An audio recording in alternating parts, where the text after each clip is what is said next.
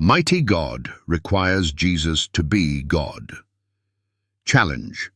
If mighty God in Isaiah 9:6 refers to a being lesser than Almighty God, does this not contradict Isaiah's strict monotheism? Isaiah 43:10-11, "Before me no God was formed, nor shall there be any after me." How can someone other than Almighty God be called Mighty God without violating God's declaration of being the only God? 2. Jesus receives worship reserved for Almighty God. Revelation 5:13 says, "To him who sits on the throne and to the Lamb be blessing and honor and glory and power forever and ever." Worship is given equally to Jesus, the Lamb, and the one on the throne, the Father. Challenge. How can Jesus be worshipped alongside the Father if he is not Almighty God?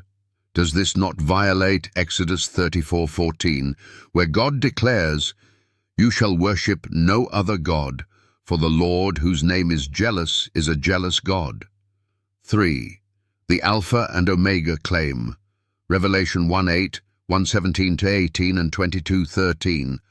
All describe Jesus as the Alpha and Omega, the first and the last. In Isaiah 44:6, Yahweh declares, "I am the first and I am the last. Besides me, there is no God." Challenge. If Jesus and the Father both claim to be the Alpha and Omega, the first and the last, how can they both hold this exclusive divine title unless they share the same eternal, uncreated nature? 4. Jesus as Creator. Colossians chapter 1, 16-17 states, "For by him, Jesus, all things were created in heaven and on earth, visible and invisible. All things were created through him and for him. And he is before all things, and in him all things hold together." John 1:3 echoes this.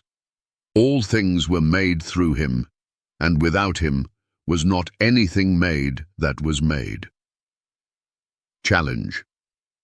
How can Jesus be a created being if he existed before all things and created everything? Wouldn't he need to pre-exist creation and be eternal to fulfill this role? If only God is creator, Isaiah 44:24, how is Jesus not Almighty God? 5. Jesus forgives sins. In Mark 2:5-7, Jesus forgives a man's sins, and the Pharisees respond, "Who can forgive sins but God alone?" Jesus affirms his authority to forgive sins by healing the man. Challenge. If Jesus were not Almighty God, how could he rightfully forgive sins, which is an authority only God possesses? 6. Jesus rules on God's throne. Revelation 3:21 states, "To the one who conquers, I will grant him to sit with me on my throne, as I also conquered and sat down with my Father on his throne." Challenge. If only God sits on the divine throne, Psalm 47:8, how can Jesus share this throne with the Father without being God himself? 7. Jesus' omniscience, omnipresence, and omnipotence. Matthew 28:18-20 shows Jesus declaring, "All authority in heaven and on earth has been given to me." He promises to be with his disciples always to the end of the age. Challenge. How can a finite being possess all authority, be with every believer at all times, and rule over heaven and earth unless he is Almighty God? 8. The name above all names. Philippians 2:9-11 states, "Therefore God has highly exalted him and bestowed on him the name that is above every name, so that at the name of Jesus every knee should bow in heaven and on earth and under the earth, and every tongue confess that Jesus Christ is Lord." Challenge. Isaiah 45:23 says this, "Bowing is exclusive to Yahweh." How can Jesus receive this honor if he is not Almighty God? Final thought-provoking hook question.